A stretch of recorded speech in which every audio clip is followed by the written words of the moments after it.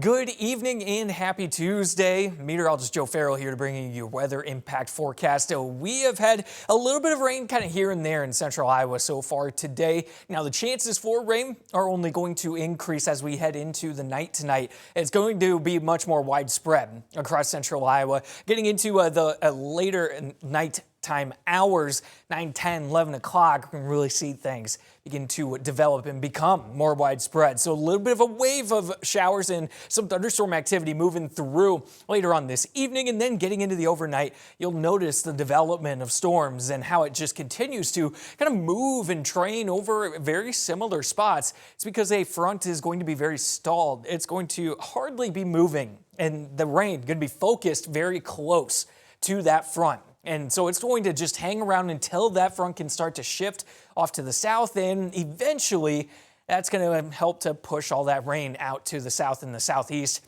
But it's not going to happen until we get into kind of a late tomorrow night. So southern Iowa, you've got a better chance at the rain kind of hanging around a little bit longer throughout your Wednesday, tomorrow. Here's a look at some of the rainfall totals. I think over 2 inches outside of an isolated spot. And it's a little bit overdone. Oskaloosa, Atlantic, a little bit overdone on this latest data, but I think the higher end of totals are going to be anywhere between 1 and 2 inches. So up to 2 inches, yeah, that is possible, but it is not looking like a widespread issue where multiple locations end up with 2 to 3 or even upwards of 3.5 inches.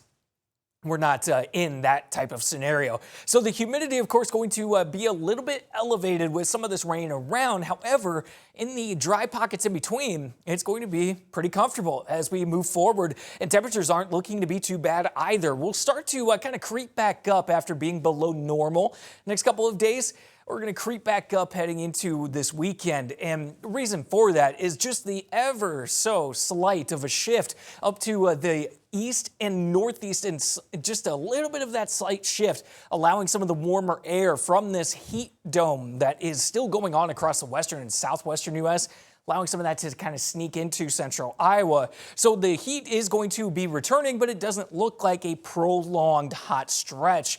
It is going to be a few days in a row of the 90s. Now, something that could also occur that we're keeping an eye on is a little bit more storm development each one of those days, especially this weekend.